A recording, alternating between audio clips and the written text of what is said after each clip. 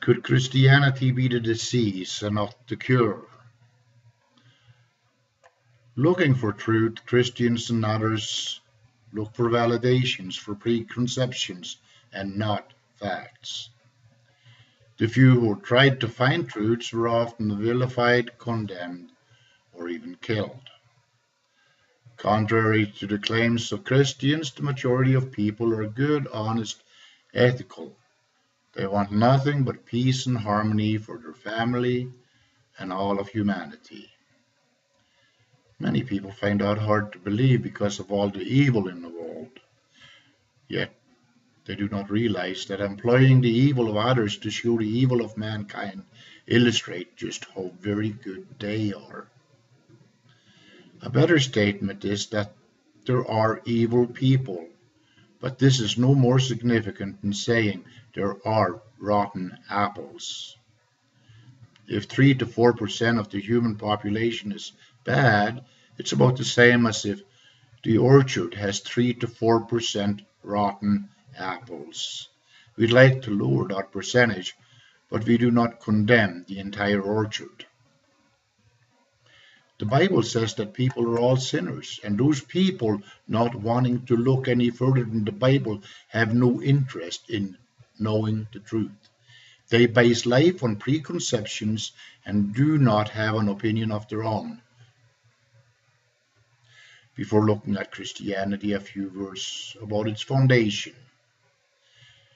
The Judaic Bible, along with Babylonica, the Babylonian history book, and the Egyptian history book by Manetho, were written during the Seleucid period. Under the Greeks, a nation who convinced them of a history dating back to antiquity enjoyed special privileges. This was the reason for all three of these writings. The Israelites wrote some things about 1500 BC. These writings were recovered at Ugarit, the ancient Canaanite capital of the 12 or so tribes of Israel. Israel means El will rule, or El will strive, and was a colloquial term for Canaanites. El is a proper name. El was the father of 70 sons, known as Elohim. These sons he divided the population of earth among.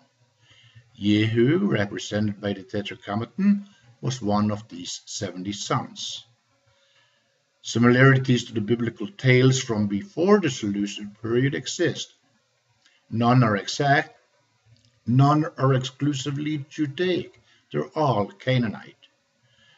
The material up until Abraham is virtually the same as the material from Babylonian history, helped along with Sumerian traditions. When we see the Bible in Ezekiel 16:3 say, your father was an Amorite and your mother a Hittite, or Joshua 24:2 say, your fathers dwelled on the other side of the flood and worshipped other gods, we see a disclaimer saying that the Canaanite Israeli, along with the Babylonians, originated in what we now refer to as Sumer. Abraham is the father of the Canaanite tribe of Jews. He supposedly lived about 2000 BC, visited the Palestinians of 1200 BC. Gerar, founded 1100 BC, is where he gave his sister wife to Abimelech, who was its king in 850 BC.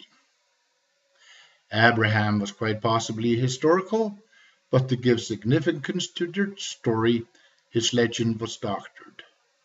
When this part of the Bible was penned about 200 BC, 650 years earlier or 1200 years earlier seemed much the same to the Jewish penman.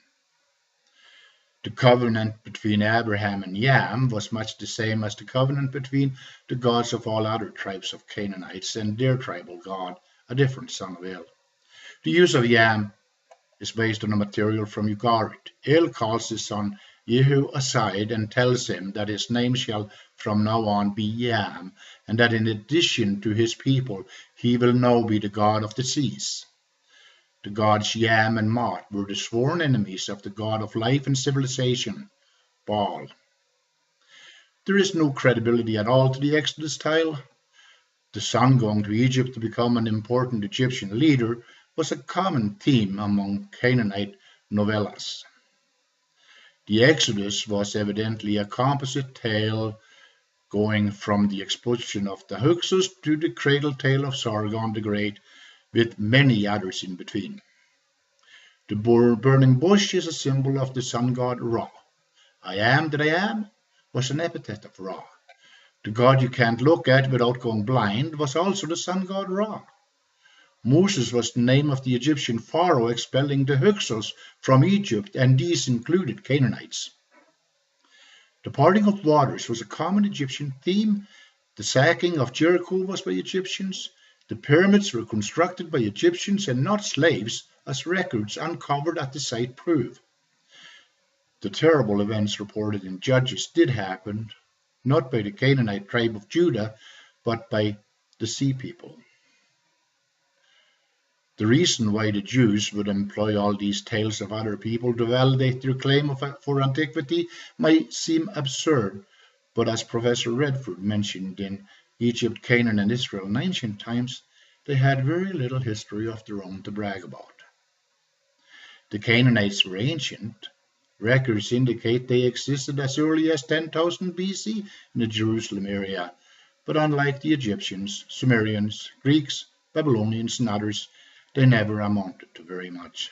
They had no Plato, no Solon, no Ramesses II, no Sargon the Great or flood stories of their own, so they borrowed to create their own Solomon,